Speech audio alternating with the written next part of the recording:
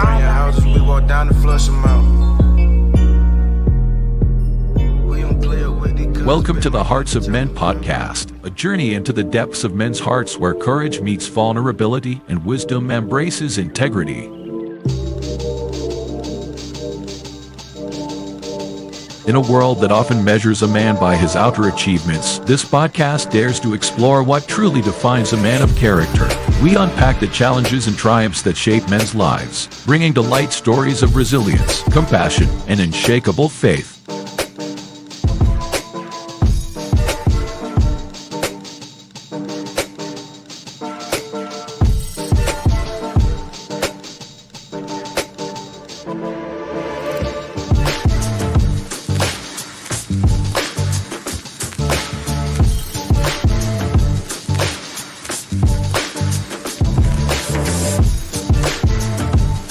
We believe that the heart of a man is a treasure trove of untold stories, powerful lessons, and profound wisdom. Through authentic dialogues and insightful discussions, we aim to unlock these treasures, one story at a time.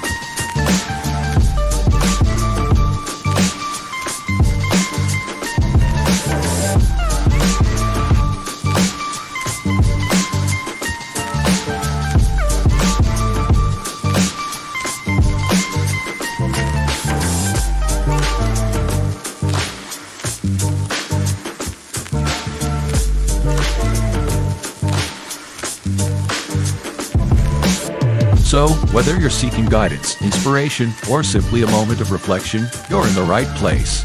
Get ready to be challenged, inspired, and transformed.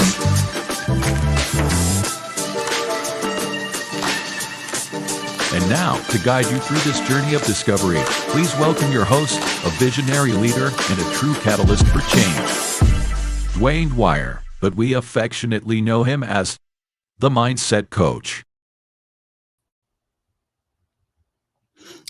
Good evening and welcome to this week's episode of the Hearts of Men. We're your hosts for this evening's conversation. My name is Dwayne Dwyer, I go by the Mindset Coach, and I am joined by my brother, the son of Timothy, the available man, also known as Brother Tawami Gaddy. Before we get started, bro, how are you doing on this beautiful Friday evening? Man, you already know it's Friday evening. It's just the two of us, but hey, we still get to do what we do. So I'm good. It was a long day. Long week, believe it or not, but I feel good. I feel refreshed to be here with you tonight, brother. That's good, man. Likewise. As always, I enjoy these Fridays to where we get to come together and have conversations and talk about some amazing topics. And not just sharing conversation with you and the rest of the brothers, but also being able to share conversation with the livest chat and social media. So that being said, man, listen, wherever you are, whether you're on Facebook, whether you're on Instagram, whether you're on YouTube, whether you're on LinkedIn, make sure that you get in the chat. Let us know that you're there because we like to call you by name because we want to make sure that you know that we appreciate you being here. You could be any place else on this beautiful Friday evening, but you elect to hang out with us, and we do not take that lightly. So that being said, I want to make sure that I say good evening and welcome to the show, Crystal Everett, Nick D, his divine appointment. Let's see, Miss Charlotte Jordan, always a pleasure to see you. Let's see who else. I thought I saw Lisa Keys, but she's not there yet. But anybody else who is out there, again, get in the chat. Let us know that you're here because we want to make sure that we appreciate you by name. Likewise, Yes. I'm sorry, great. No, I was saying she's in there. She's on her page, renewed consideration. Okay, got it. Well, good evening and good to see you as well. I'm like you, man. It's been a week. It's been an interesting week. We had a mild threat based upon a storm that got diverted. We've had some people who were impacted by some decisions. But as we always say, God is still good. So at the end of the day, regardless of whatever is going on, we keep our faith and our trust in Him, and we just keep moving forward. Yeah, that's just pretty much about it. So, are there anything that we need to discuss before we kind of dive into this conversation? No, well, happy belated birthday to our brother. I think it was his birthday was after we did all our shows last week. So happy belated, bro. If you're listening in. Yeah, I forgot all about that. Happy birthday, Roland. I think his birthday was Monday, so happy belated birthday to him. Yeah, anybody else out there, if we missed, happy belated. If you got a birthday in the month of October, let me just go ahead and say happy birthday to you right now. Because again, those things it's important to be remembered. I say it that way. So unless we have anything else, let's go ahead and get this party started.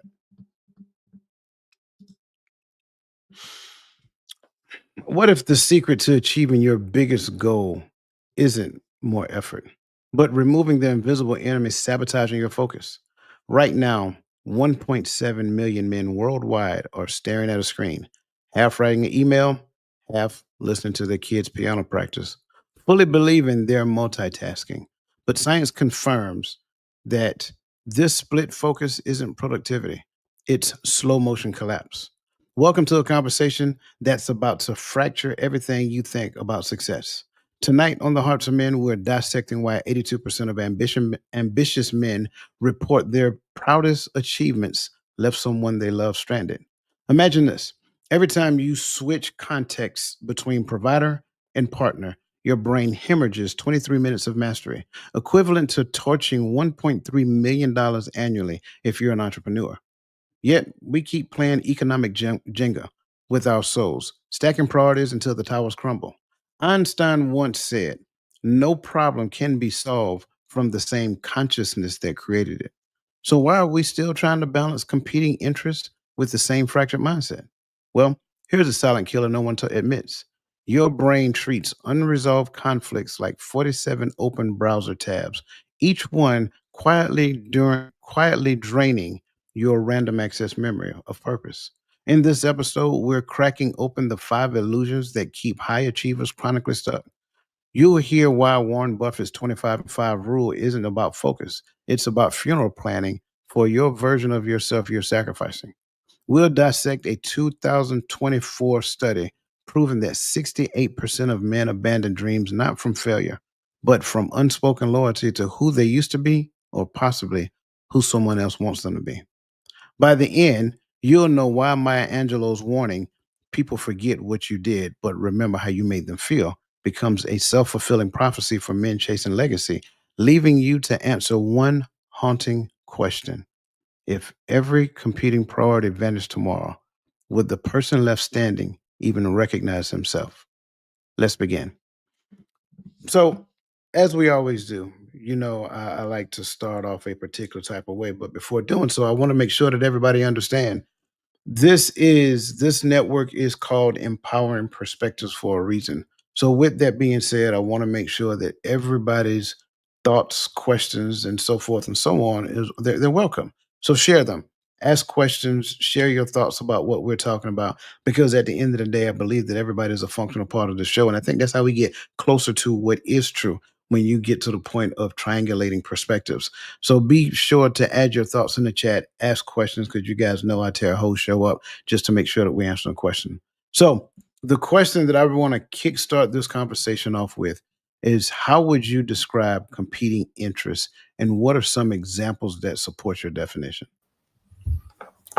Man, when I was looking over the questions, I got stuck right here at the very first question, the intro question, because my mind goes into 3 different spaces, right? All may not be in the context that this conversation is going, but I think of the grass is greener concept, right? I think of that sometimes because we're talking about competing, especially when you use the term competing interest, right? Because sometimes we shift our interest to something that seems better than where we are and what we have. Um, and some example, and this is an easy example for this one. We hear it a lot of times. We talk about marriages. It's easy sometimes to be in the mundane routine and everyday life of marriage, and the interest seems to be declining instead of peaking. And you look over here, this seems more fun. It seems like Marianne across the street got everything that your wife don't have at home, that she do everything that your wife don't do. She more friendly. She's this, but she ain't got to put up with you every day. That's why she's friendly. But, and I remember a chaplain used to make this statement. He used to say the grass just might be greener on the other side, but somebody has to do the upkeep. you know. Uh, and I'm gonna share them since it's just the two of us, tonight. The other one I think about like manipulating interest, right? When I think about competing interests, is sometimes we will put something on a table because and because we want people to vote on it, we want people to see it a certain way, we want people to buy into it, and and that manipulative interest benefits you. But instead of being upfront with that, we put these things out, and just like thinking of the conflict of interest concept, right? Like, hey, I don't think you should be a politician giving out contracts to companies you got a stake in. To me, that's a conflict of interest, you know, or your your spouse being under your command in the military, right? And then of course, they're getting the better. They're not getting put on detail, and of course, they're getting better opportunities. You got power and control over that. It's why that's not allowed, right? Because that's a conflict of interest. And you hit on my primary thought, and I'm glad you did because it let me know I was on the right track. And that's just like the shared focus interest, right?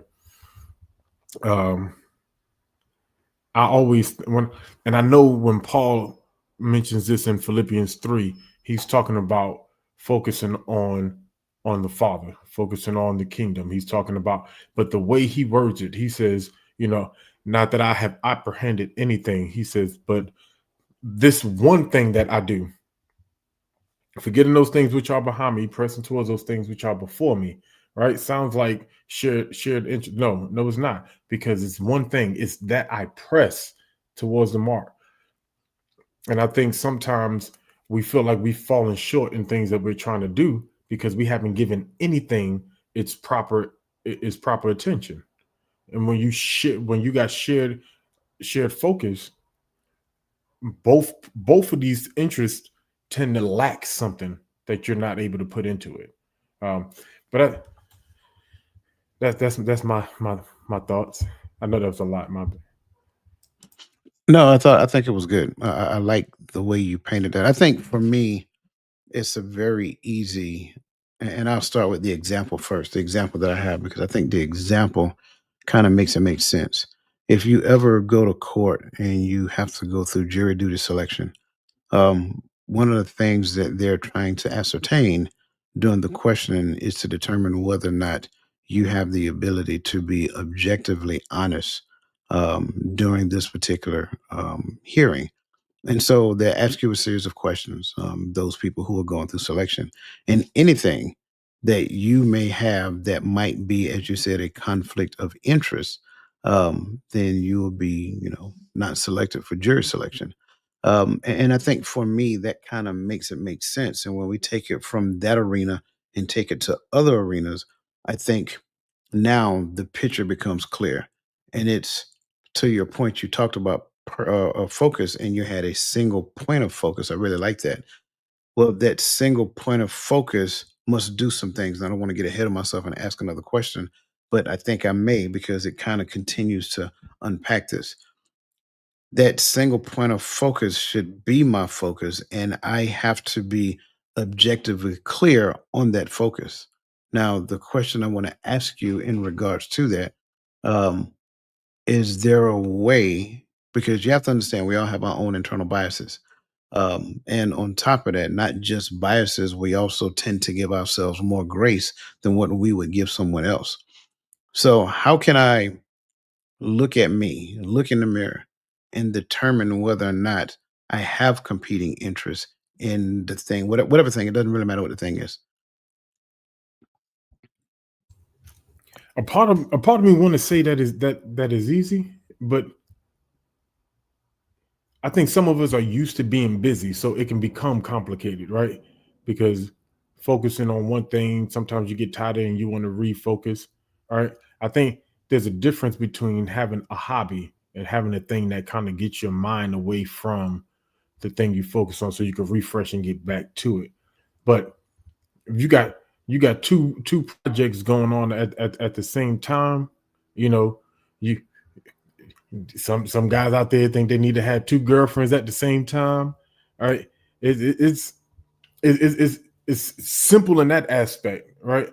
But sometimes I think we take on so much because that we may say like, well, that's my person. I hear people say all the time, oh, that's my burden that God gave me to, take on every other people's burdens, and you're trying to handle a whole bunch of things at one time, right? You can't do it. You can't take on their burdens. You can help them bear. Like that's the thing that we're called to do as a community, not you as an individual, right? Trying to be a fixer, and so you have to be able to give yourself, and this how I look at it.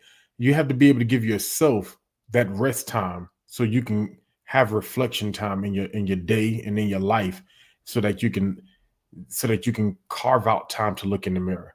You can carve out time to meditate, carve out time to pray. I think when these elements we talk about all the time, I don't think we really understand how important it is. Like that meditation, that prayer time, that quiet time it does serve as a reflection time. And as I sit there and I start to think on all the things that I got going on, then my question is, why do I have all these things going on?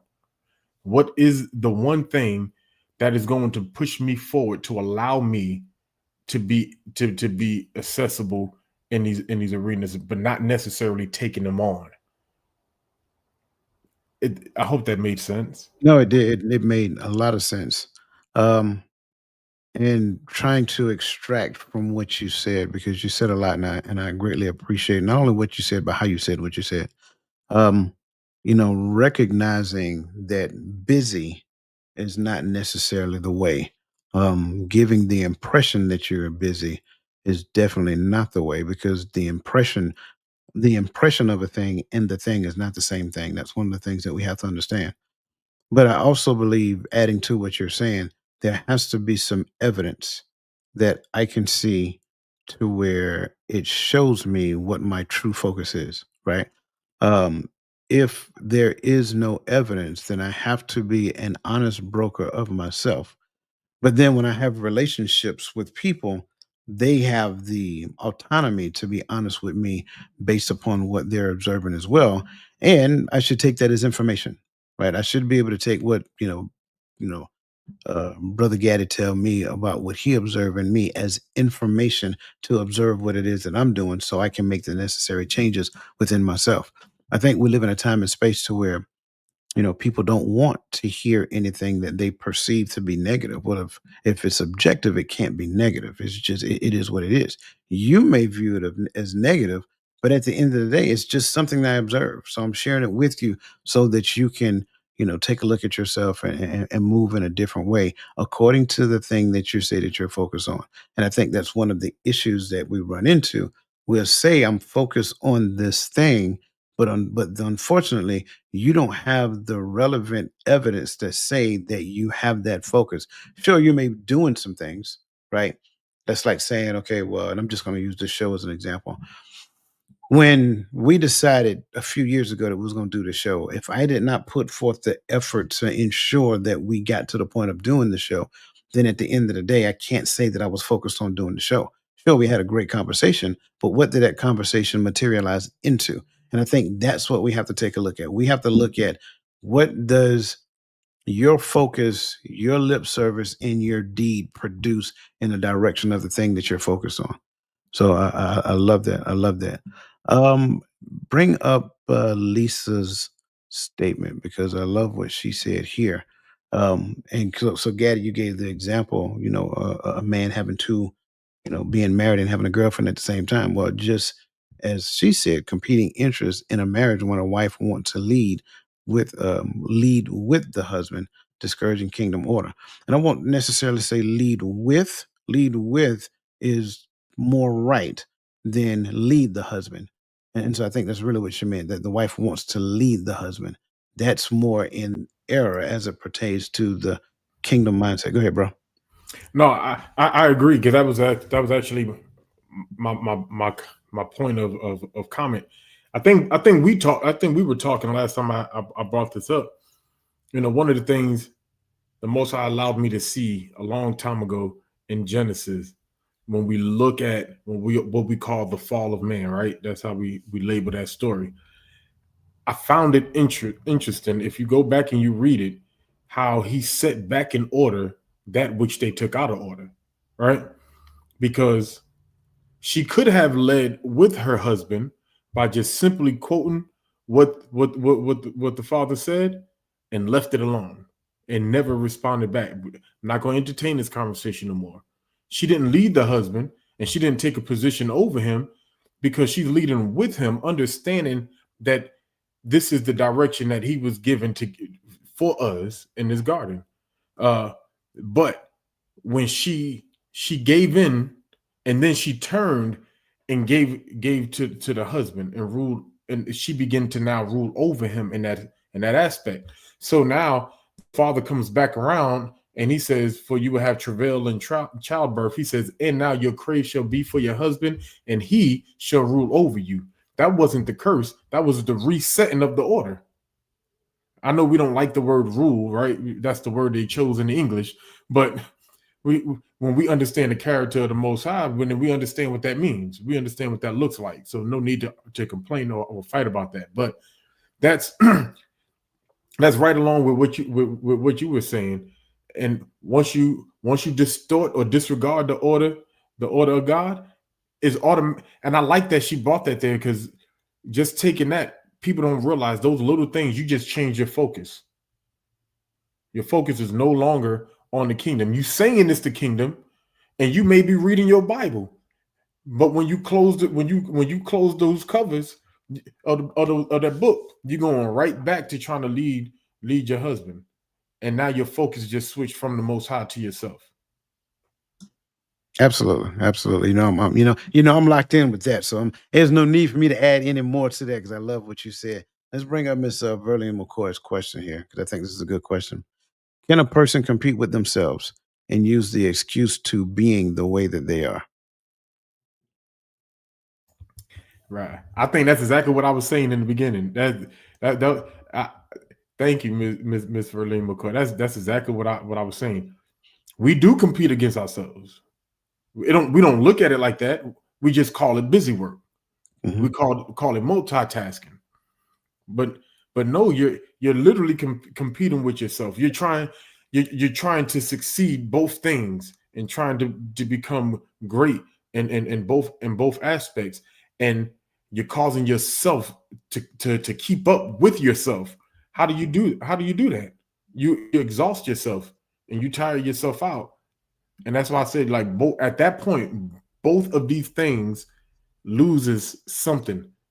It loses some level of energy that you could be focusing on this. If I'm trying to learn the piano and I'm trying to learn the drums at the same time, one of them or both of them are going to be lacking. I'm not going to get where I thought I was going to get with them. But if I learn this piano first, and after I learn it, and I perfect, when I take a break, I can take a break, get over there and play with it, just learn my time and practice my time and keep up with it. But trying to perfect it, and no, let one of them be your thing of mastery. I love this question. I love your response to it as well. And I like the fact that you took it to the notion of mastery, because I think the reason why most people compete with themselves is because they have two different identity of themselves. They got the identity to where they're trying to be what somebody wants them to be. And then by that same token, in the back of their head, they're trying to be something else, whether it is what their parents wanted them to be or whatever that looks like, right? So now you have these two things going on at the same time. I want to be a good husband, but at the end of the day, I want to climb the corporate ladder. And if I really and truly understand, like, I can be a good employee, but me climbing a corporate ladder and being a good husband, I can't do both at the same time. I'm sorry. Now, there are some people who are going to disagree with that, and I am perfectly okay with that notion. But if you know what it really takes for you to focus and climb the corporate ladder, for you to set yourself apart from everybody else, for you to really throw yourself at it, there's nowhere in the world I can really be a quote unquote good husband and good father. So I think that's an important one right there, because a lot of times we mistake it. Like, sure, the job pays the bills. But at the end of the day, am I using the job to pay the bills, or am I looking at achieving, getting ahead, and being the center focus of attention at the job because I want to be, the company man, as some people like to call it, right? I want to be that. You know what I'm saying? I want to be the representative of the company. Well, at the end of the day, I need to have had a conversation with my wife and my kids to let them know, hey, it's going to be many days I'm coming home late. Even when I do come home late, I'm probably going to bring work home, and then find out what their response is to that. And a lot of times we don't have those conversations in that depth. We just decide we're going to climb the corporate ladder and they'll figure it out en route. So that is another way that we end up competing with ourselves, having competing interests inside of ourselves, right? And necessary, and like I read in the beginning, right? We like leave people behind, leaving collateral damage based upon the way that we move. So I really do love that. So yeah, let's kind of get after the first talking point. Listen, thank you guys for being here. Make sure that you hit that like button and make sure that you share it on your social media platforms so that we can actually get some more viewers in this conversation as well, because I think this conversation is good. So the first talking point is the silent tax of context switching. Now, that said, I like to remind everyone about the Einstein saying, or the Einstein quote: no problem can be solved from the same level of consciousness that created it. When we splinter our attention across conflicting goals, we become architects of fragmentation, not mastery. And so the key insight here is the brain treats unresolved conflicts like open browsers, draining cognitive resources even when not actively engaged. I say that part again because that's something that we need to understand. The brain treats unresolved conflicts like open browser tabs, draining cognitive resources even when not actively engaged. And so I think that's important for us to understand, because the next time that you decide you want to do this and do that and volunteer for this and volunteer for that, and you just can't tell a person no when they ask you to do something, well, keep in mind that every time you do a yes, you're taken away from something else. Every time I say yes, I'm taken away from something.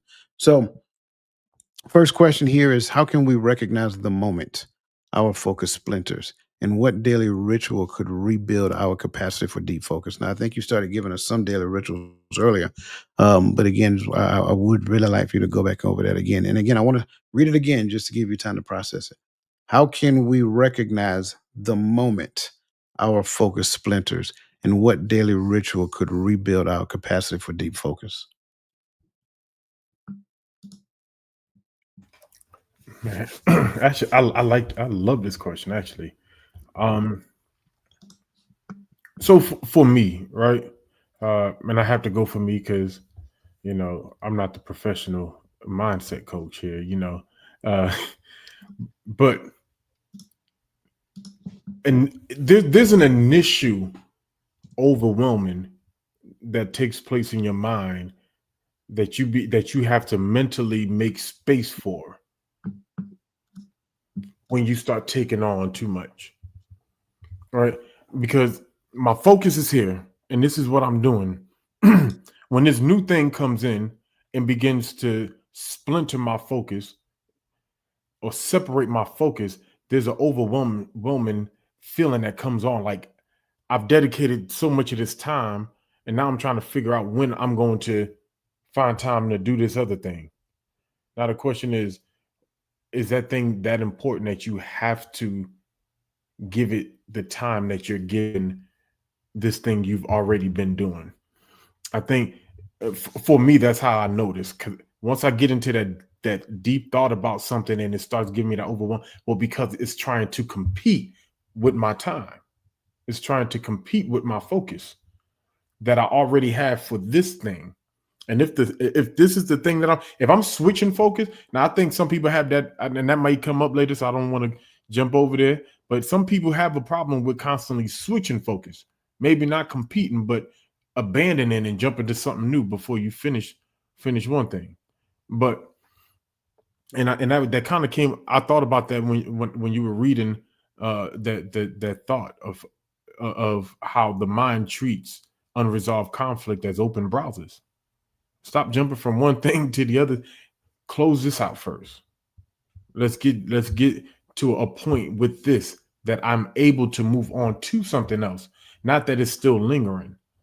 Um, and so, like I said, to stay on topic, that's my point. It's that overwhelming, overthinking. How do I put pencil this in? Where do I find time to do? You don't have to take time and find out. How about you think about whether or not it's important enough at this moment? Can it be put to the side? Maybe the answer might be it has to take the place of this other thing for now. Maybe that might be the answer. Not saying it's never the answer. That might be the answer, but one of them has to be the precedent. Um, and so just some daily routine. I find it better in the morning. It's harder sometimes in the morning if you're not already doing something, getting yourself up earlier than you're used to getting up, because you don't have to carve out time to get ready in the morning to find that prayer and meditation time and create more time. Wake up a little bit earlier. Trust me, your body is going to reset when you get up. You just gotta get up and get moving. Get in that quiet place. Get in that place where you can just decompress. Sleep helps you decompress.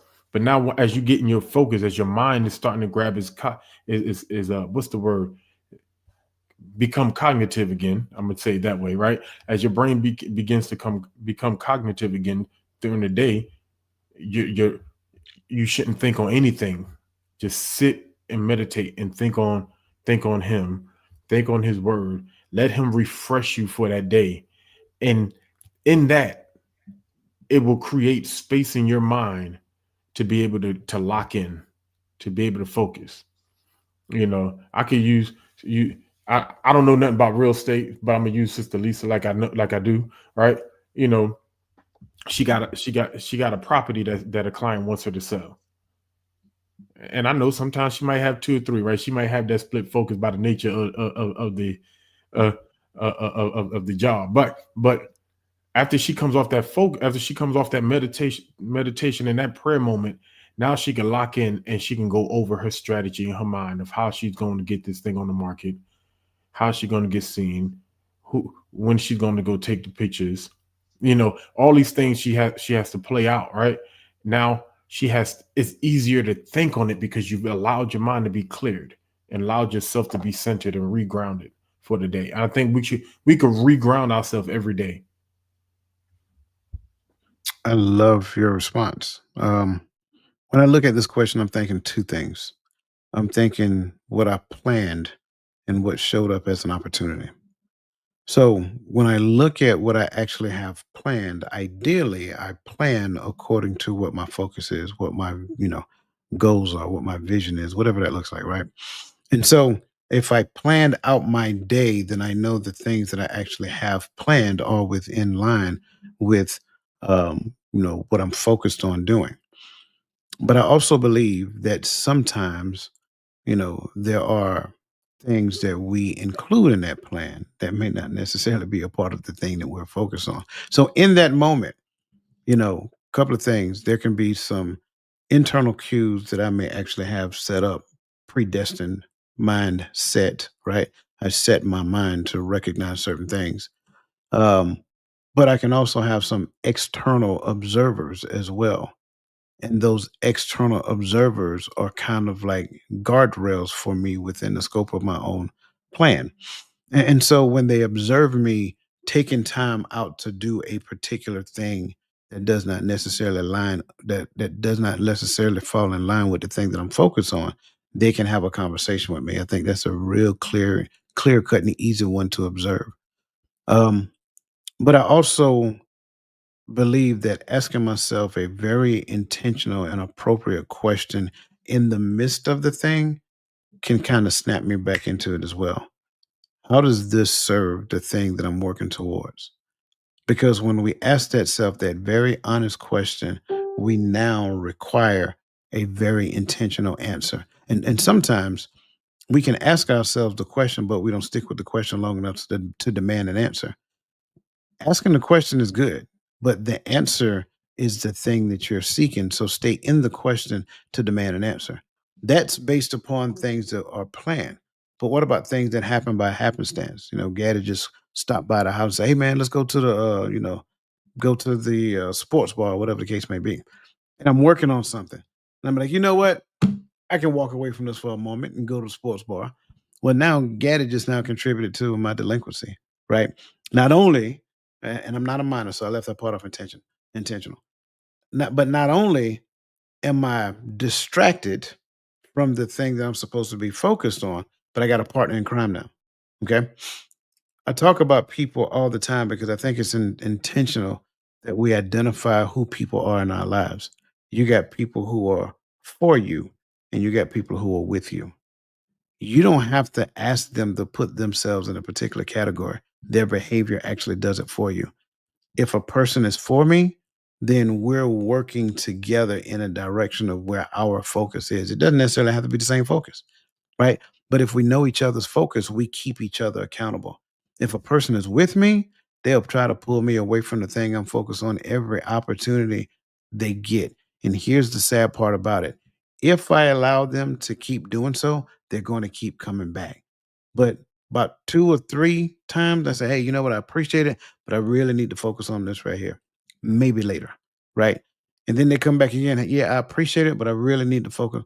Man, he ain't no fun. Let me go find somebody else who I can drag along with me. So now when I look at what I planned versus something that just shows up by happenstance, I now have these two things. And those two things that I actually have in each regard kind of helps keep me stable and keep me focused.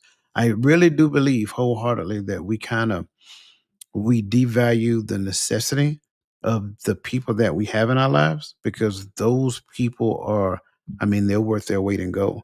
And we should be that for other people as well. It shouldn't just be that I have people in my life to keep me in order, to keep me straight, and to pick me up whenever I'm down, and whatever the case may be. I should be like whatever I'm expecting another person to be. I should be that first. So I should be that person that is that guardrail for them. I should be that person that motivates them, even when they don't feel like doing something that particular day. Well, the way you feel will get you off focus. So it's like getting to the point where we put those things in place in our lives are monumental when it comes down to us maintaining focus. So appreciate what you guys are saying, man. I'm seeing them in the chat. I'm trying to bring them up as well, but you guys are rocking and rolling. Keep them coming, though. Keep them coming. His divine appointment said, "We can recognize the moment our focus splinters by becoming aware of specific internal and external cues that signal a shift from productive attention to distraction." And I love that she put in parentheses me as the distractor because that's one of the things we talked about before. The distraction is always external, but the distraction reveals the thing in me that attracts me to it.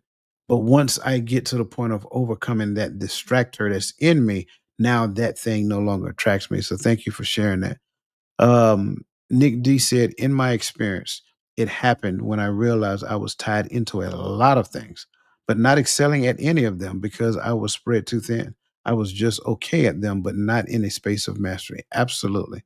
Lisa Keys says, "When we stray away and identify changed behavior within oneself, we must recenter our focus in change the thoughts that are roaming through our mind." Absolutely. Verlene McCoy stated, I'm sorry, Miss Verlene McCoy, don't get me. She said, "You have to stop, sit down, and love the hand. Stop, sit down, and refocus on which is most important and which one is time sensitive." I love the injection of time sensitive there. That's good. And then lastly, Miss Nodella Sacagawea Jordan, good to see you. She said, "When I find myself struggling to complete tasks or to complete tasks, I though in those moments I splinter my focus. I immediately stop and tell myself to just finish one thing and then move to the next." Absolutely. All great responses. Greatly appreciate those. I'm sorry, bro. You about to say something? Yeah, when we were reading, I think it was his divine's comment, it had me thinking because I can hear the the NCO that excelled in the military, right? And here's why I said it, because the military has given this false identity of success, right? Because sometimes it's the one who's always busy. Nobody likes to see a soldier who's not always actively engaged in something. And so if there's something going on, I'm gonna jump over here. And I'm make sure that I'm involved with getting this done. This come up in the leaders meeting that this needs to be. You know what, Top? I'll take it. Just give me 3 soldiers. We'll get it figured out. Oh, you're a go-getter. This is, these are bullets on your NCOER. You got a year to put some bullets on this NCOER so you can have a new NCOER to get looked at. And so we have this false sense that that's what success looks like. And this is to my veterans, because a lot of us get out thinking that we can multitask our life into success on the outside. It doesn't work that way. You can't. We've done it in the military because our op tempo is always so fast and there's always so much going on. But there's enough NCOs out there. They could have done it, but you need that bullet. You're trying to, and I know how that feels. But when we're not in that uniform, it doesn't look the same. So when she said that, I wanted to interject that just in case any veterans out here, like, I started realizing people used to tell us we're so marketable, not like we think we are. And I'm thinking this might be one of the reasons. Yeah. I think that marketability goes hand in hand with that level of discipline that we're supposed to have. But to your point, I think the kind of like, I don't want to say anxiety to do something exists. That's kind of like what I'm thinking, but I'm not sure if that's the right way of looking at it. But it's almost like an anxiety to do something. I remember there were times to where when I was younger, I had somebody teach me the busy walk. And if you ain't never seen the busy walk, right, the busy walk is a real deal. Like either you're busy or you're en route to be busy. So when senior leaders show up, if you don't have that busy walk, then they're gonna be like, "Hey, you come here. I got something for you to do." So the way that you get away around that is the busy walk. But that kind of goes back to what you're saying. Yeah, it is a fast paced walk. Your head down. It's almost like you're charging forward. Like you're not making eye contact with nobody because you're focused on where you're going. But to his point, I think he's absolutely right. I think sometimes we create that internal anxiety, and I think somebody mentioned performance reviews previously.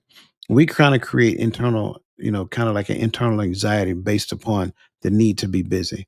Even, and I hate to say it, even when we're at work and we know good and well ain't nothing going on, but you get mad at somebody because they're surfing the internet or something of that nature. Well, give them something to do, right? Give them, put something on their plate that they can be gainfully employed. That is evidence that we have a leadership failure. It's a whole nother conversation, right? But yeah, I definitely agree with that. Again, thank you guys for all of your comments. I greatly appreciate that. We're going to skip the next question and go into the next section.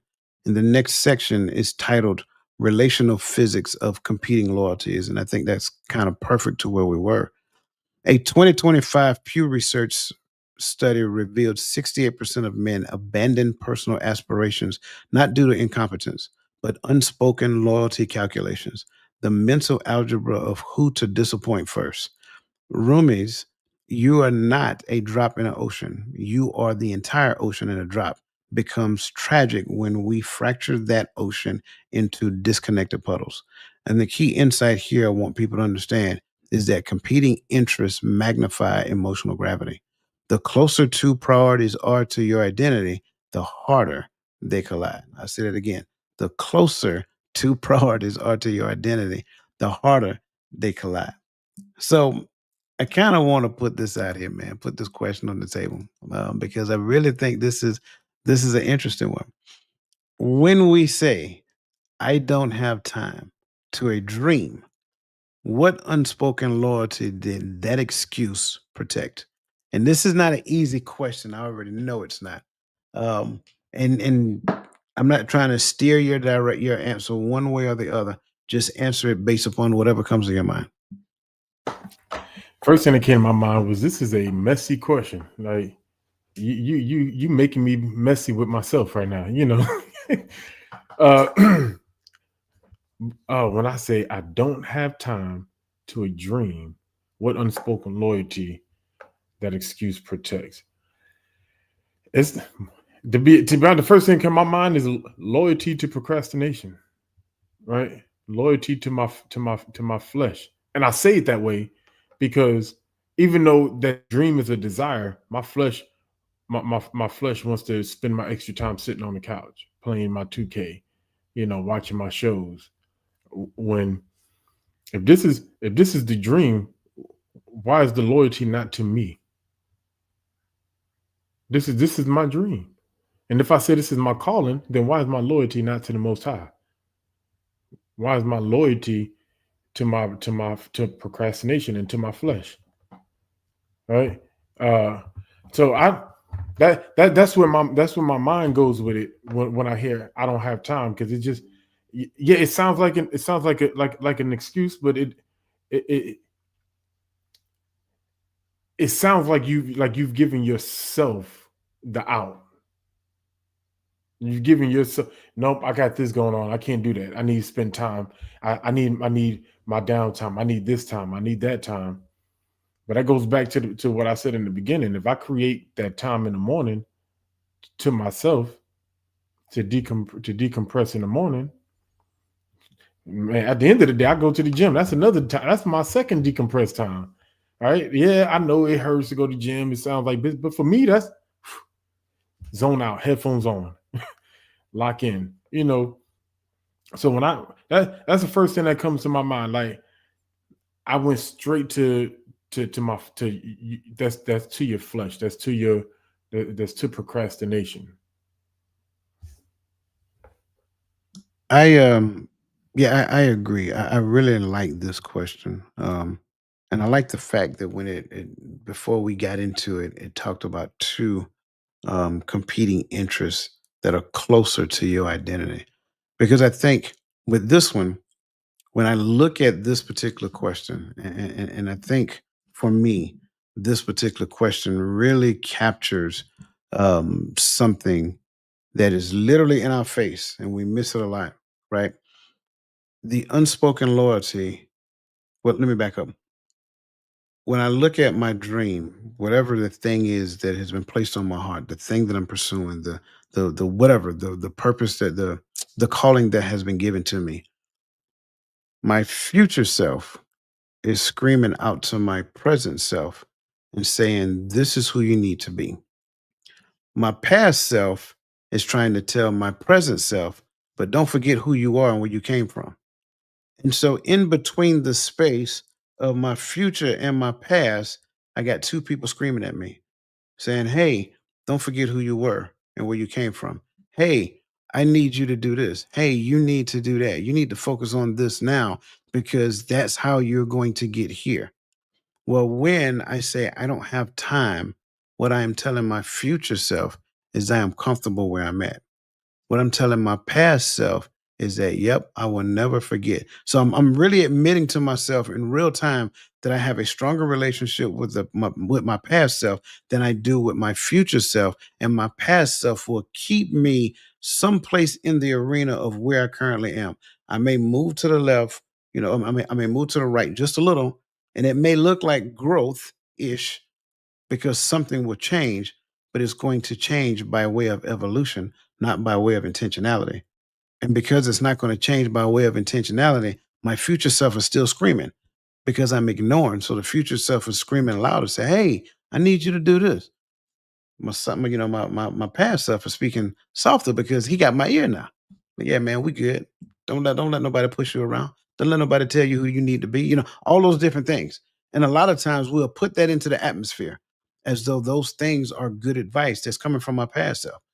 Any information that's coming from my past is no longer profitable to the direction that I'm going in my future. It was good for that moment in who I'm supposed to be now, but I need to listen more intently to who my future self is calling me to be, as opposed to keep focusing on what my past self keeps reminding me of who I used to be. And I think that's the thing because they're so closely aligned with one another. It's the same person, just in two different aspects of time. And because I can't focus on forward, or I choose not to focus on forward, it's too easy to look back and tell the story. Well, let me tell you about who I used to be. Let me tell you what we used to do back here. Let me tell you about, I remember Gadden, we was in the army, man. Let me tell you something. I remember back when, Sergeant Johnson. Yeah, we do a lot of that because we're spending a lot of time in the past. but it's not so much as the amount of time, if I get to the point, and say it this way, if I get to the point where I spend less time reminiscing and more time imagining, right? If I spend more time imagining, then now I can actually see clearer of what my future self is calling me to do, calling me to be. And then I can start putting those things into practice now, right? Spend less time in relationship with that dude. That dude served his purpose. It's not that dude's a bad person. That's where I left from. Don't be like Lot's wife and keep looking back, right? Look forward. That way, when you look forward, now it kind of keeps you focused. It don't keep me on that couch. As you said, what was it?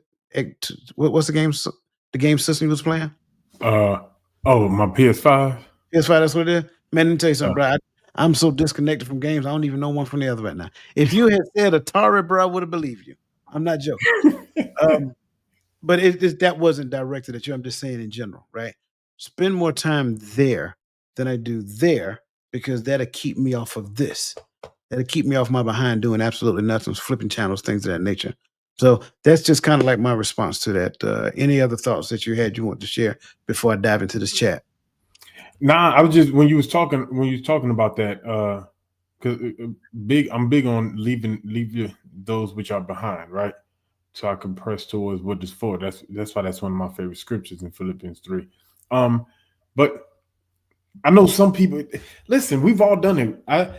We've done it sometimes in the back, like, yeah, because I remember when we used to do this, and remember when we used to do in the military used to do this. We talk about what it was when we were doing this, and when we were going to NTC, how it was different than what they do. Stuff that's cool talk.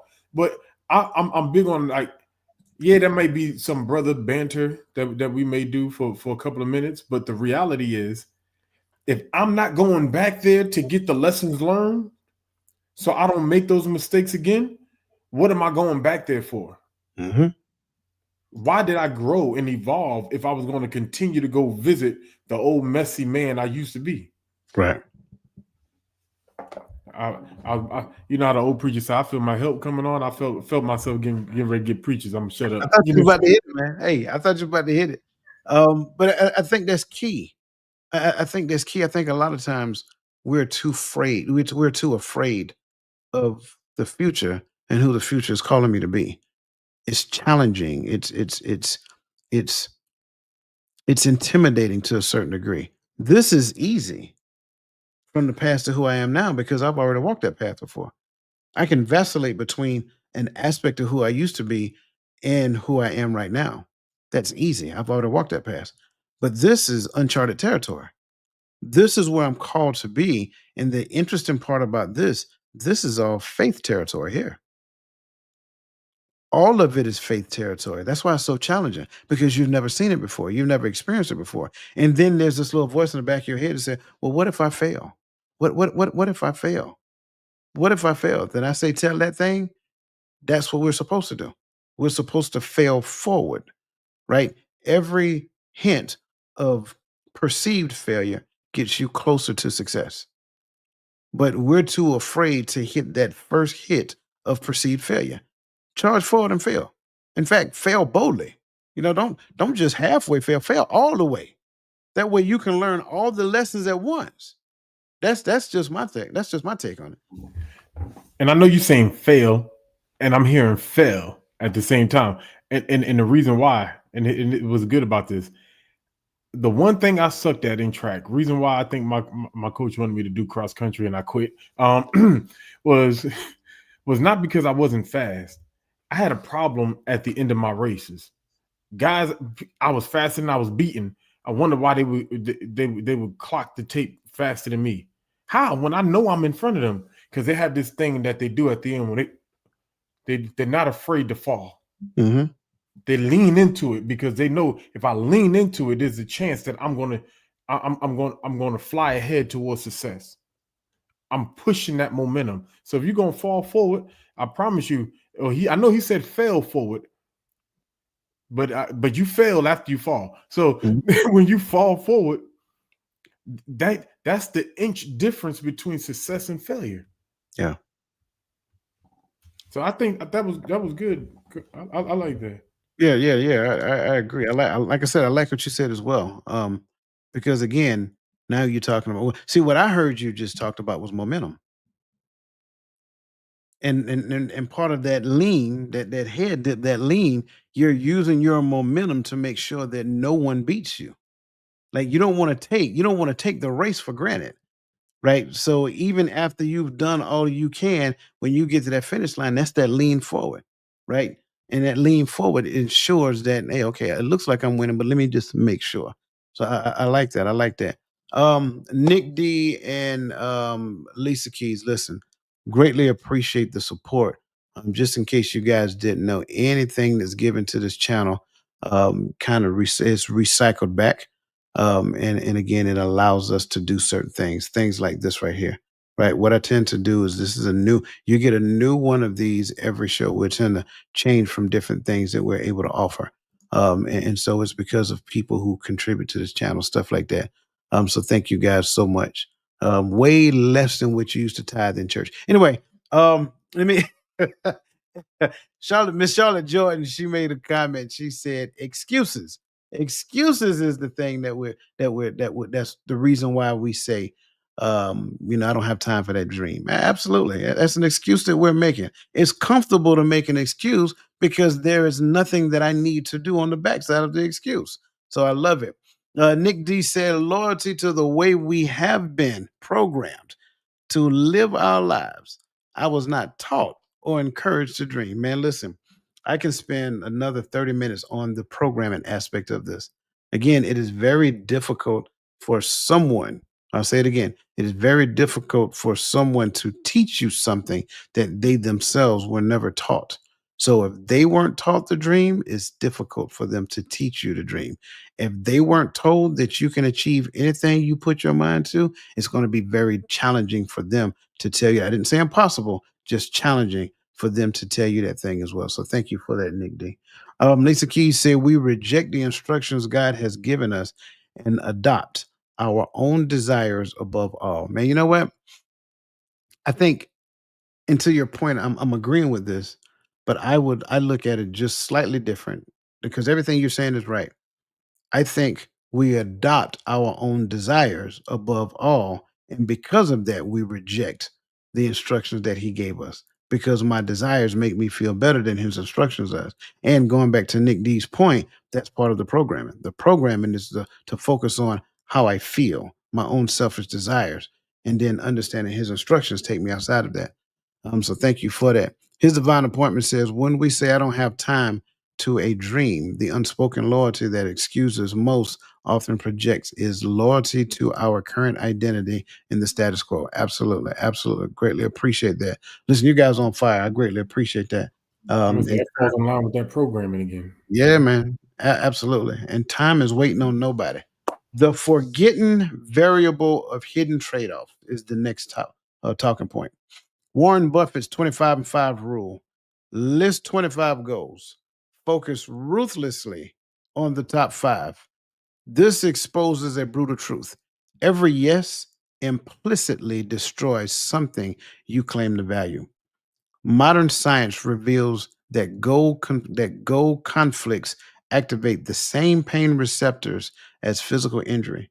Yet, 82% of men still believe they can quietly outrun trade-offs. I think, for a data point here, a Deloitte study found executives who acknowledged trade-offs made decisions 5 times faster and with 71% less regret. So the question that I have here is, give me an example and reasoning for a seemingly small yes in your life that is quietly strangling a bigger yes we've been avoiding. And it doesn't necessarily have to be now. It could have been something in the past or whatever that looks like. And you can't say the going to the sports bar. And I was gonna dig that back up. And the reasoning for a seemingly small yes in our life that is quiet. But you know what's crazy? We talk about could have been years ago. I go back to when I was a young soldier. I went to this church in South Carolina in Fort Jackson, and one of the deacons there, he worked at the AG Walk School, and he was the guy who pulled packets. He was the guy, right?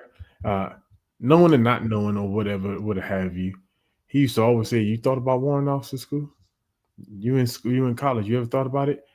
And you know, and I kept saying, "Oh, I don't have this yet. I don't have my degree yet. I don't have this yet." He said, "You on your way. You know, you should put in your packet." And everybody's telling me who this guy is, and I know who this guy is. I'm like, by this time I know, but I don't know if it's a small yes, but my initial contract coming on active duty was 2 years. You see if I liked active duty, and I was going to decide whether or not. So I went into my reenlistment window immediately, right? 12 months after I got that, I went in my window. So I'm talking to this guy, and he's talking to me. He's giving me the plan. He's giving me the packet I need to fill out. Like he's trying to tell me, I got you taken care of. You Mhm. peak my interest, come do what you got to do. And I'm like, no, I need this, and I'm looking at nope, I need to do this, and I need to do this. The packet said I need to do turn in the packet, and that's what he just keep on saying. And same time, Matt Sergeant, I can't remember the Matt Sergeant name, but he was my reenlistment NCO. He was my career counselor, and he said, "You ready? Your window's open." And I looked. I was like, "Well, I want to deploy." They're deploying out of Fort Hood. One of my three of my good friends I grew up with, two of them I went to high school with, is at Fort Hood.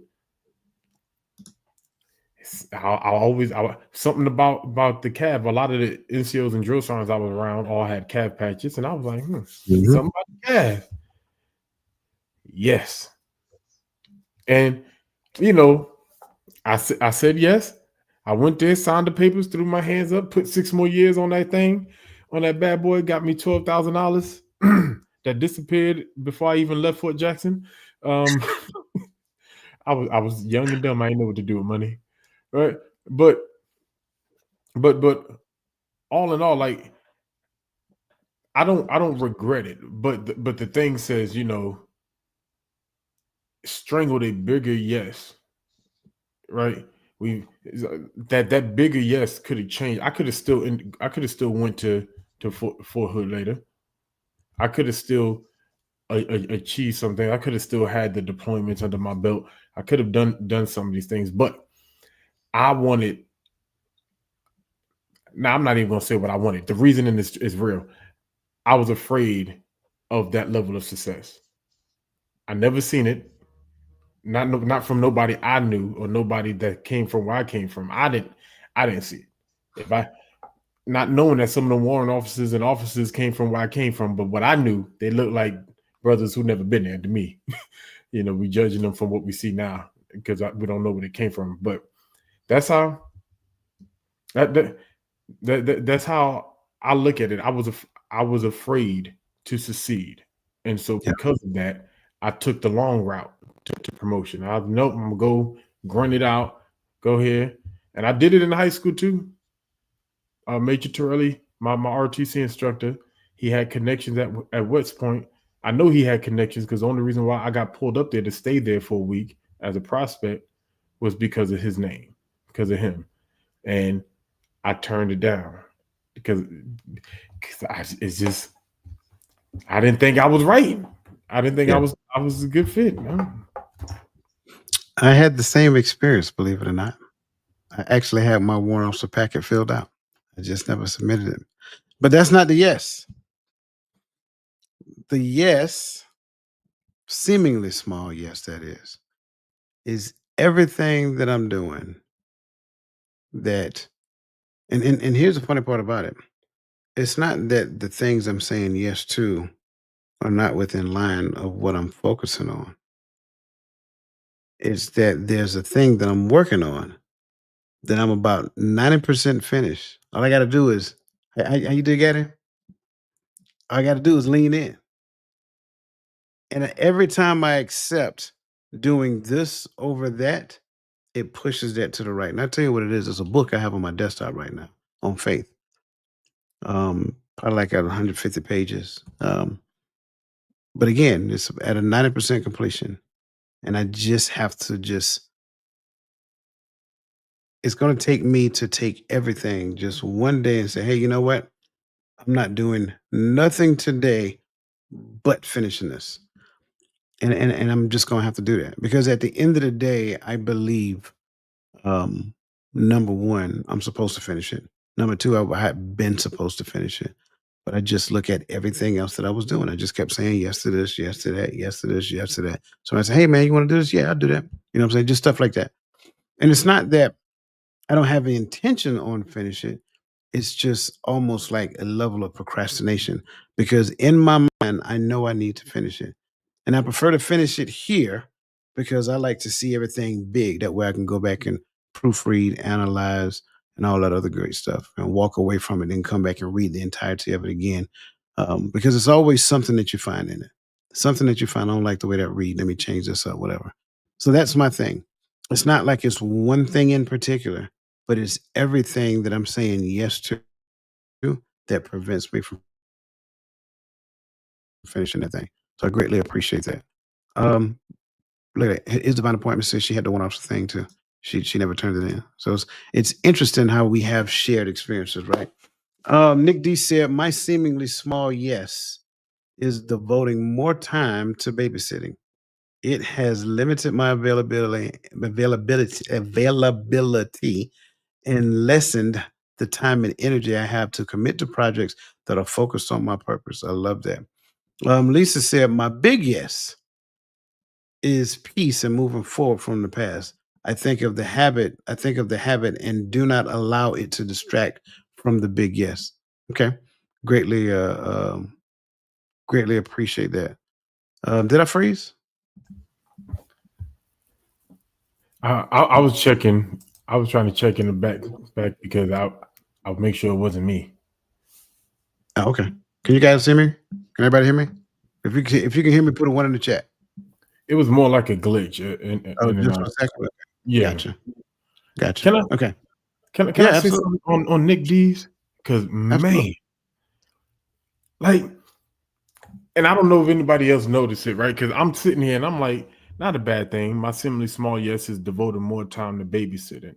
It has limited my availability and lessened the time and energy I have to commit to projects that are focused on my purpose. Sometimes doing what seems like you're doing good can be the offset. I don't know who Sister Nick D is babysitting. She could be babysitting her nieces for her sister or brother. She could be babysitting the grandkids for the kids. And it seemed like we're doing a good thing. We're helping out family, but sometimes it's that good thing, that good deed. Not saying that is not. But yes, we should be doing grandbabies. Yeah, I knew it was one of the two. But I'm not saying that we're not supposed to do good unto others, right? That is a commandment. But there are distractors that show up in in the mask of a good deed to distract you from what you're supposed to be doing. And because it's a good deed, it becomes an excuse that's digestible. I can tell myself I don't have time to do the dream or to do the calling or to do the thing that I know I was purposed to do because I got to take care of these grandbabies. I Mm, gotta help my kids out.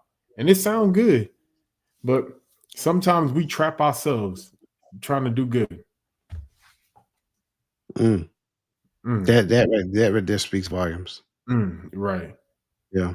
Yeah. Mm, Yeah.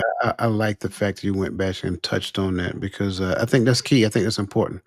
Like, and you're right. That's not a bad thing to do. But it's just having to understand when and where. And I also look at it and I get it. I get it. We're in a different time. We're in a space to where a lot of us as grandparents can be available.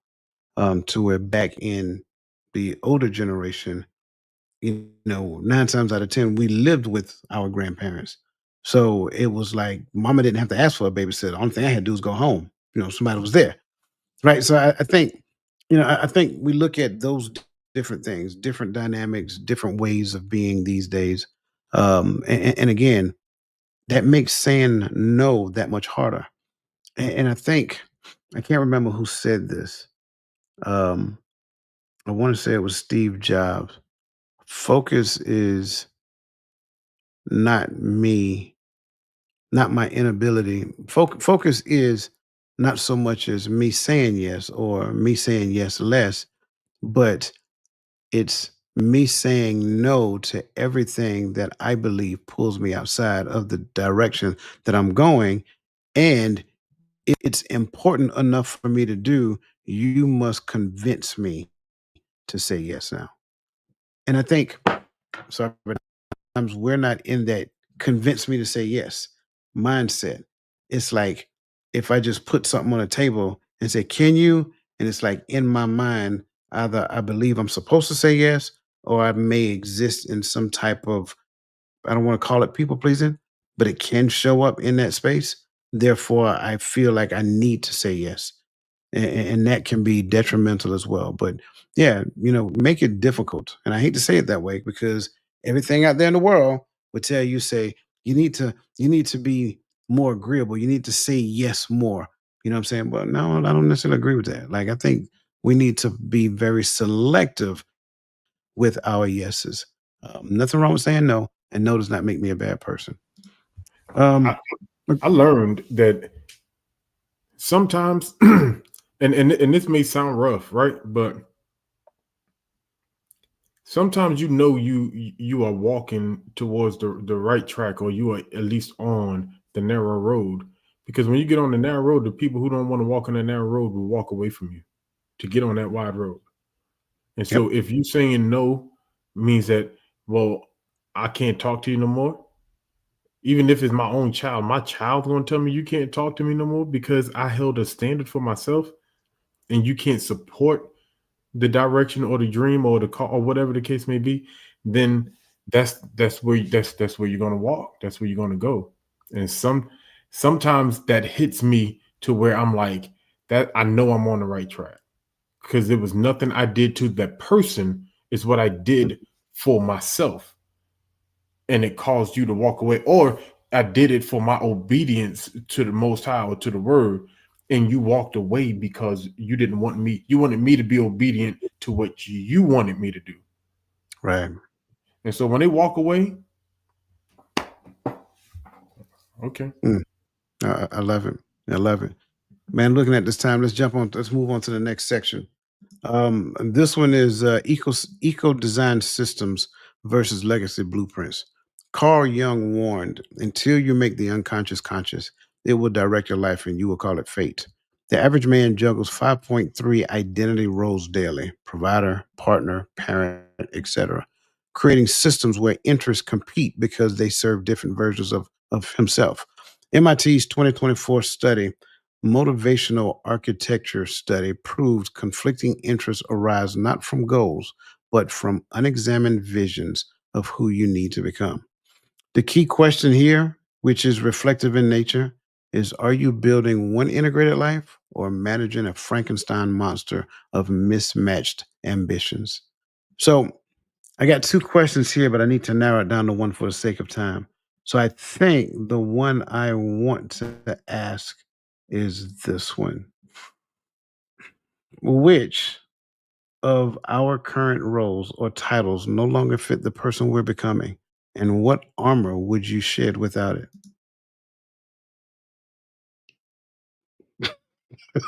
The face, man.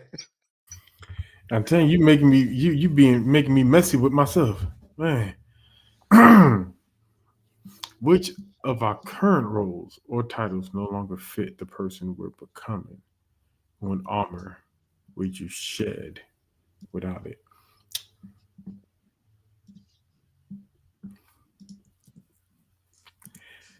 Oh, it's this actually the first part is easiest is the second part, right? Sergeant, Mm, it's time. I got to go. It's let's put them stripes on in the closet, hang them up. It's time. Um, especially being a guardsman now. I see a lot of people hold on longer than they should, and you can see people out there on Camp Mabry or even down in the armories that they beat down. They can't really do it no more. They half stepping Yeah. their way through it just because they're trying to work their way to that 100% retirement. But it's like, hey, at this point, if y'all gonna give it to me during the med board, give it to me. If y'all gonna make me wait another 20 years, I'm not gonna work them next 20 years in this uniform. I know that. I know that for doggone sure. It's gonna be I the will. sorriest joke in uniform. Oh man. And what armor would I shed without it? I'm struggling with what you mean by armor, but the first thing that comes to my mind is I'm going to shed the identity of who I've always been since I was a child. Yeah. I was a cadet. I was in the cadet corps. I was in our JROTC. Man, I was going to go to college for ROTC. Uh, been in the military since I've raised my hand at 17, going on 18. Like all I've ever been identified with was soldier. So I'm at the point now to where the day has to come. The day has come to where I can no longer mask myself behind the uniform. Who are you when you're not a service member now? Who Yeah. I'm a civilian and I'm a soldier. Now I got a civilian job, but it's still sort of masked behind it because the people that work with me, they know I'm in the military. Some people go look me up and they know my rank. And so they'll come up to, hey, Sergeant, mess around, stand at parade rest. Like that's still a part of the identity of who I am. So I can mask myself behind it. When I'm talking to them, I can talk like what I know, which is a soldier. I can talk Right. like an instant, but what about when I have to actually fully become Mr.?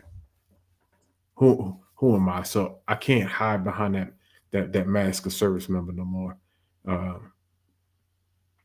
now I have to See, create your armor was my bad. Go ahead.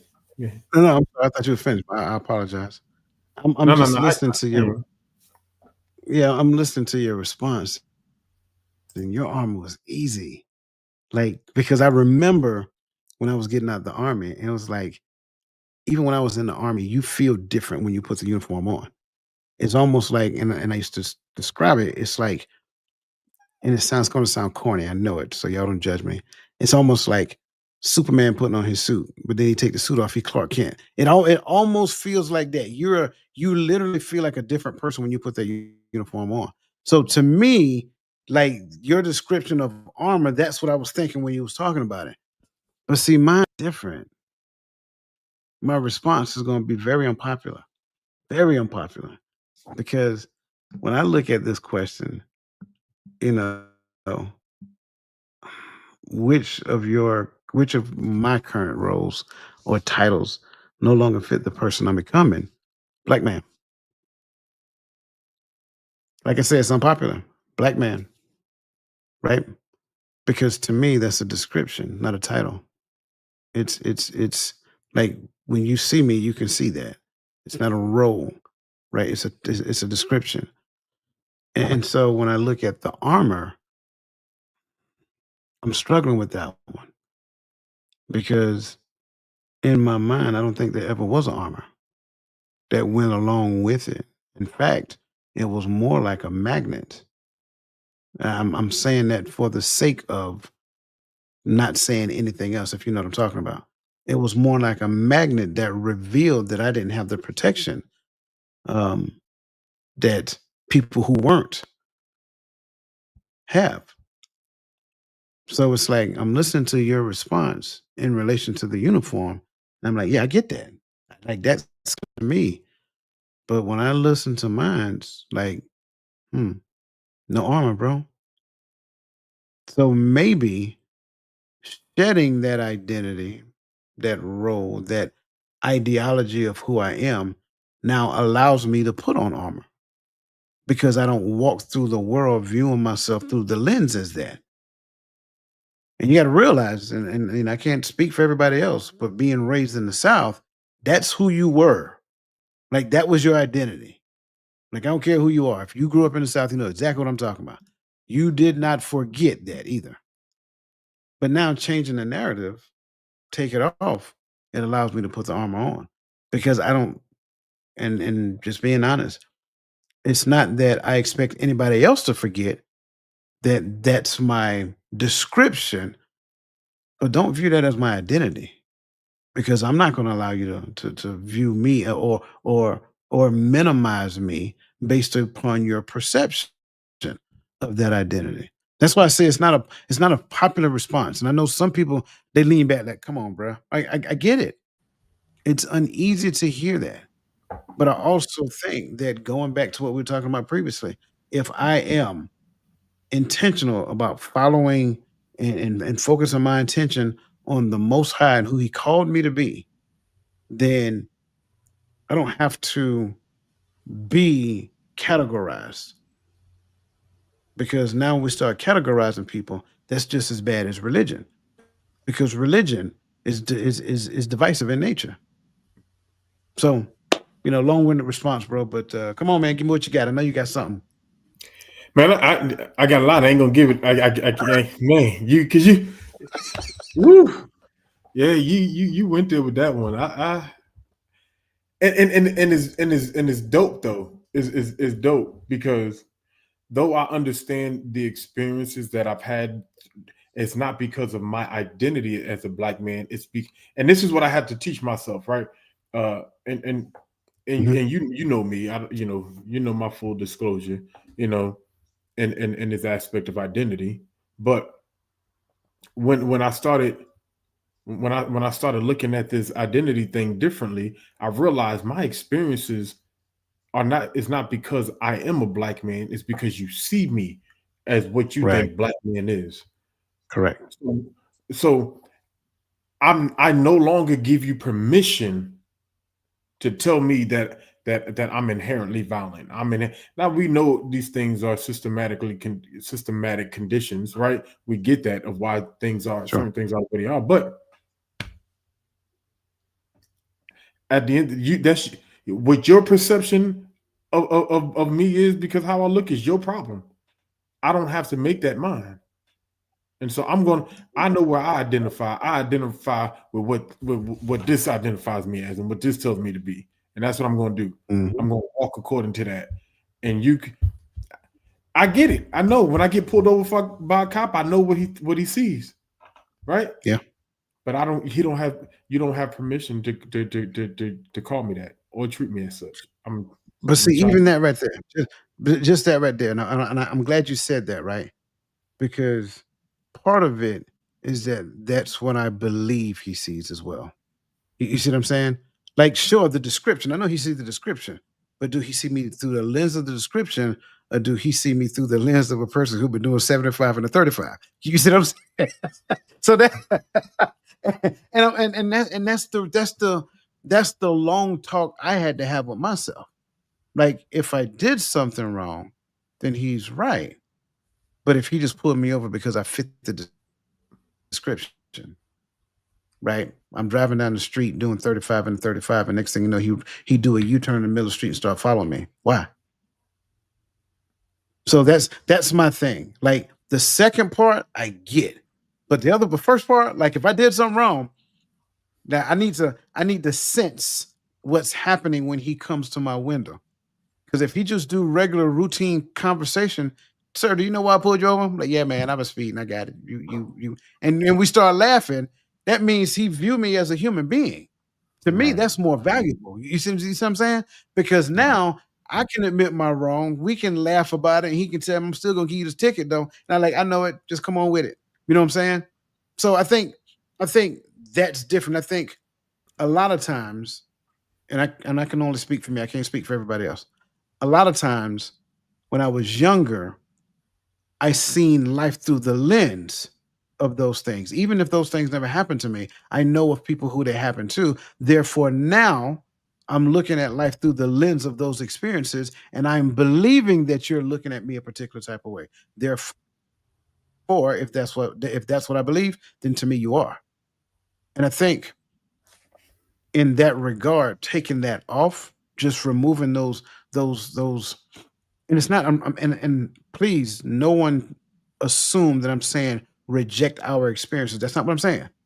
I'm saying don't project them on everybody because everybody don't deserve it. You go to McDonald's, somebody's still messing up the fries, but that doesn't make every employee of McDonald's bad. Even though I don't really want to eat McDonald's no more after seeing some of the stuff I've seen. But I'm just saying, no shade. That's personal preference. Um, yeah, I know. Stop judging me. Okay. That's what I think I was thinking the same the whole time. I was like 75 and the 35. You do that in Texas, you going to jail. Forget your ticket. you're going to jail. Your car can get impounded. I get it. Um, Ms. Burley McCoy asked a question, and I think this is a really good question, especially after what we just got finished talking about. She says, "What if some people are unable to let that go?" And I know she meant that for the military, right? But I want to kind of look at it from both lenses, military and what we just got finished talking about. So if some people is the person I'm talking to, right? Then my response is different if it's some people that I'm the person I'm talking to, or if some people is the person that is connected to the person I'm talking to, right? So the person I'm talking to, it's first off, it's why, right? I believe now my all my counseling I've ever done was in a preacher room. So there was normally, some type of spiritual biblical counseling, right? But even in that, I'm just going to assume that it's because that's where you found your identity. Now my question is, how do we get you to realize or to get connected with the Father enough that he can show you what he's calling you to be? Right. Because that is where your identity now needs to be. When you put on the identity through Christ, it would allow you to be able to move from any worldly identity, whether even if you want a civilian job, if it's finance, if it's whatever, if it's being black, if it's being woman's empowerment, man empowerment, whatever that is, that identity in Christ with the Most High is to me is the one that makes it easier to see yourself differently. I can let Right. this go, but if it's people attached on to you and people hanging on to you and they trying to keep you identified as that soldier or as that person because they can't see nothing better, let them go. Some people have to be cut off to grow sometimes. Well, then there's that. I think I don't, I really love this question because I think in regards to it, I'm seeing what if some people are unable to let it go. Um, and it kind of goes back to what I was talking about my past self and my future self. I think the reason why they can't let it go, especially for a soldier, the reason why a soldier can't let it go because these are the most exciting years of my life back here. And I think the best years of my life are there. And so I keep going back and reliving that. I keep talking about this thing, so forth and so on. Right. I've done some great things. I had some amazing accomplishments. And I don't ever want people to forget that. And in most cases, like, you know, depending upon, especially again, talking military, people won't forget it. They may not have been there with your experiences, but that retired pay grade, you'll never lose that until you pass away. Now, I've seen some people who've done a fantastic job of disassociating themselves from it. Like, I'm good. I don't, that DD 214 did it for me, bro. You know what I'm saying? And I think that's the thing. Um, but I also see it from a military perspective and from a viewing myself through the lens of my skin or my gender perspective as well. Because I think those things are just as problematic. Now, they become more problematic when I start to project them on people. But here's the other thing about it: I can't make you come out of that. You have to want to come out of that. That's the other part. And so if that person is unable to, it's probably just because they've never made a decision to. And until they make a decision to, they're going to be unable to. When they make a decision to, the first phase, they're going to be unwilling to. Then, when they get to the point of being intentional about that decision, then the will now follows. And I think that's just kind of like how it goes. So, thank you again. It's a great question. And I greatly appreciate that. One last section, man. I know we at that time, but we're gonna knock this one out real quick. And this last section is the reciprocity paradox and achievement. Harvard's 2023 Paradox of Success research found that 79% of achievers lost core relationships within 18 months of reaching a major milestone. Maya Angelou's "People will forget what you said, but never how you made them feel" becomes prophetic when success bleeds connection. True legacy lives in the spaces between achievements, not the trophies themselves. A contrarian truth to this is competing interests collapse, not because they're too different, but because they're too similar in their demands for exclusivity. And the question I have for you, my friend, which is the last question for the night, what legacy driven accomplishment might ironically erase the very relationships that give it meaning? Right. I see your face. I'm gonna go on this one. I'm gonna go first on this one because I'm gonna go back to what I mentioned previously. I set it up previously by talking about being a husband and a father and climbing the corporate ladder. I think the issue is I can't exist in a relationship if I'm not giving something to the relationship. And I got it. Reciprocity does not necessarily mean the exact same. But if I give so much at work that when I come home, I don't have anything to give you as a spouse, I don't have anything to give my children in the realm of teaching and raising them up in the ways that they should go, then I am sacrificing you for the sake of my job. I'll say that part again. I am sacrificing you for the sake of my job. The only person I get the right to sacrifice is me. To whom I sacrifice is key. I should only sacrifice something about me to the Most High for the sake of you, not to you, for you, or whatever the case may be. And definitely not to a job that at any given point in time, they'll hand me my pink slip and say, "We don't need your services anymore." So I use that one because when I look at the reason for the job should be to get me started in creating the legacy for my family. But a lot of times, what we do is we pledge loyalty to a job or we pledge loyalty to something else and not realize that our families are suffering because of that. And I talk about this from the perspective of men because that's what men do. We work. When we get our feelings hurt, we go to work. When something isn't working right, we go to work. When we arguing and fighting with our spouse, we go to work. That's what we know. When Christ left the disciples, they went to work. They went back to doing what they did before he found them. That's what men do.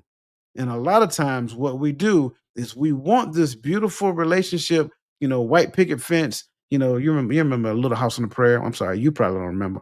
Little House on the Prayer with a house with a white picket fence, and you had the flowers and all that stuff around. That's what you want. That's your vision of relationship and marriage and all of that other great stuff. But then you commit yourself to your job and not commit yourself to your spouse. You commit yourself to your job and not commit yourself to the Lord.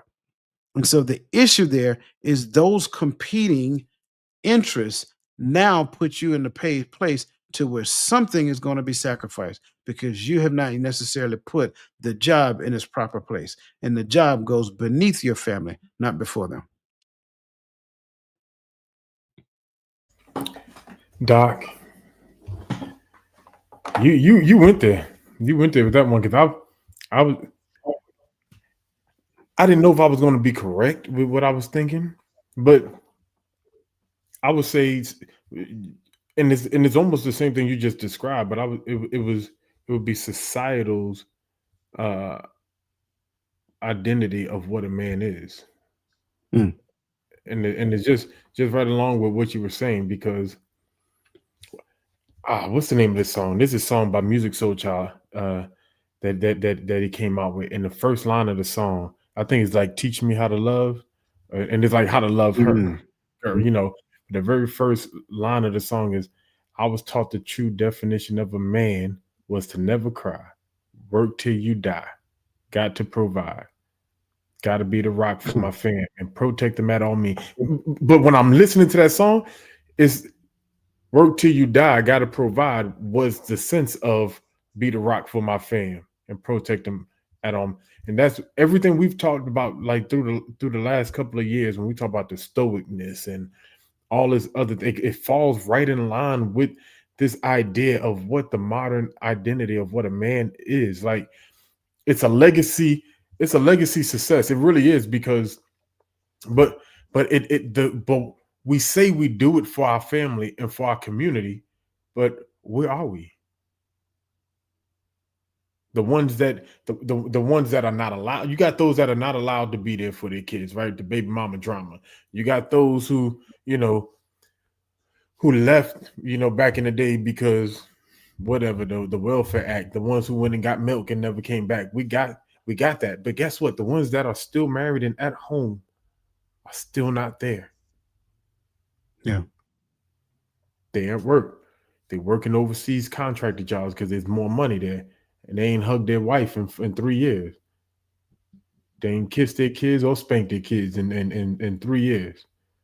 Like so yes, they got a nice house, they got all the stuff, they go shopping, they eating well, they don't have a need. Life seems happy. But when they grow up and they get into relationships and they realize that they are lacking in relationships because they don't know the relationship with their father. Mm. They don't even know their mother's relationship with their father. They met. My parents been married for 20 years, but 11 of them he been overseas, or or he been working this corporate job and working all hours of the night and taking project. One more project, I'm gonna get this promotion. That's like when you get this promotion, you're gonna oversee 5 of them. Right.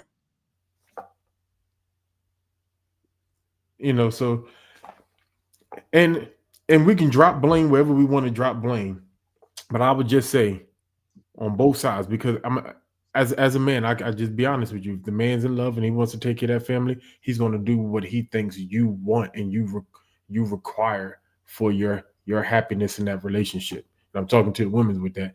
I'm like, I think we've gotten to it's what's so sad with today's world is that we're no longer content with actually making it.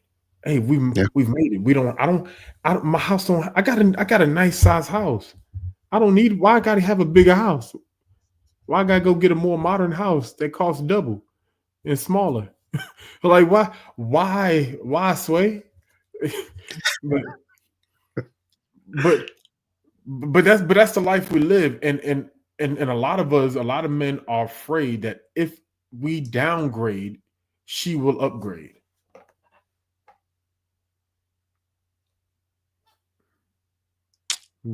So true. So true. I love it. Greatly appreciate your response. Listen, I greatly appreciate everybody's response in the chat, man, in the comment section. As always, man, you guys on fire. Like I say, you are a functional part of the show. We did go long tonight, so we're going to forego final thoughts. And just want to make sure that you guys know that we appreciate and value your time. As always, it's an honor to share in conversation with you guys every Friday night. Remember, every Friday night right here on 8 p.m. Eastern Standard Time, we will have the Hearts of Men. So listen, as always, you guys continue to be awesome. Go back and look at this again, right? Go back and listen to this again. I think it's, I think this is a great conversation. And you're absolutely right. It is a double-sided coin. What is said for one is also meant for the other, because what I said about job, what I said about what he said about relationship also works the other side as well. So listen, go back and look at this again. Share it with somebody else that you think will get value out of it. As always, we greatly appreciate talking with you guys on Friday. Again, as we always say, let the best version of yourself be a blessing to somebody else. And we will see you guys next Friday night.